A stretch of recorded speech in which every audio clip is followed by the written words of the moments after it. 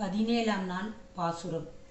அம்பரமே தண்ணீரே சோரே அரண் செய்யும் எம்பெருமான் நந்த கோபால எழுந்தீராய் கொம்பனக்கெல்லாம் கொழுந்தே குலவிளக்கே எம்பெருமாட்டி யசோதாரி ஓராய் அம்பரமுடரு தோங்கி உலகளந்த உமர்கோமானே உறங்காதெழுந்தீராய் செம்பொரு களலடி செல்வா பல தேவா உம்மியும் நீயும் உறங்களொரெம்பாவாய்.